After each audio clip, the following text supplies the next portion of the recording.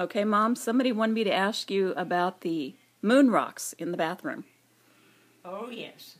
When the children were small, they liked to pick up rocks when we go on vacations, and they were always gathering rocks. And one day I happened to notice a rock in the bathroom that Bruce uses, and it was an unusual one. It had several different colors, and it was just really interesting. And so every time I'd look in that bathroom, I'd see that rock, and I'd think, where in the world did he get that?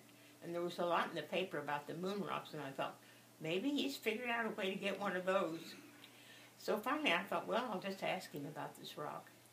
And he said, oh, that? He said, that's my bubble gum. He said, well, after I chew some bubble gum, I stick it on that rock. And then after it's gone, then I smooth it down, and it gets hard.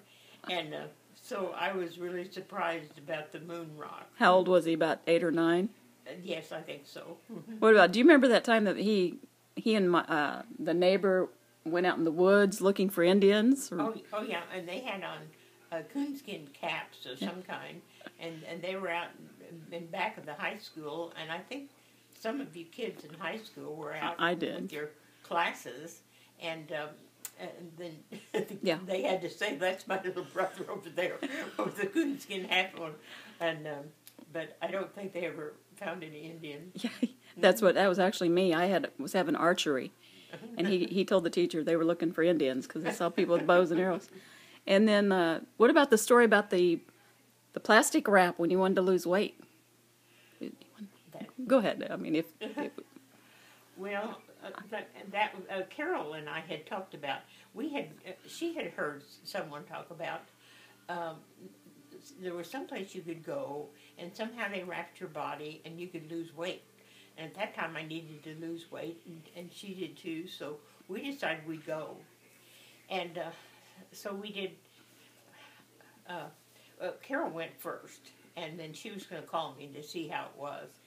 So after a while, she called back and she said, "Don't come over here." She said, "It's not worth the money," because she said they just put some cream on your body and then they wrap it up with plastic wrap, and it's just crazy. So don't even come.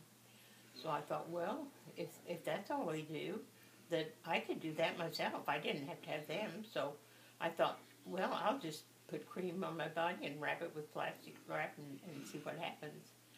So I got some plastic wrap, and I kept looking for a cream, and the only thing I could find was Ben Gay, wasn't it? Oh yeah, it was Ben Gay.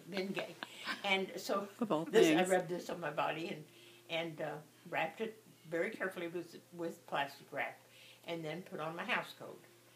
And so after a while, I began to warm up a little bit, and so about that time, my husband came home, and of course, I didn't tell him that I was wrapped in Saran Wrap. And so when he came home, he said, "Do you smell something?" And I said, "No, I don't smell anything." And he said, "It smells just like a high school locker room in here." And I said, "Oh." And so then I thought, I better get out of here because it was beginning to heat up under the plastic. And so I was walking real funny across the room, and he said, "Why are you walking that way?" And I said, "Walking what way? I always walk this way." And he said, "What's going on around here?" And so finally I had to break down and tell him that I was wrapped in Saran Wrap. And it was Ben Gay was getting too warm for me. So anyway, it's always been a joke in the family about me. And the thing of it was, when I finally weighed, I weighed more than I did before I did the wrap. So anyway, that's just another the Saran Wrap. The Saran Wrap story we've all heard.